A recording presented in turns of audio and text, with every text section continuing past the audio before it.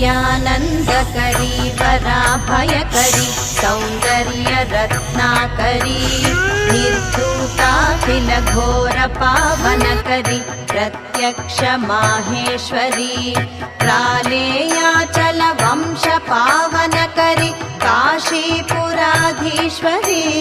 भिक्षां देहि कृपावलम्बनकरी मातान्नपूर्णेश्वरी नानारत्नविचित्रभूषणकरी हेमाम्बराडम्बरी मुक्ताहारविलम्बमानविलसद्वक्षोजकुम्भान्तरी काश्मीरागरुवासिता रुचिकरी काशीपुराधीश्वरी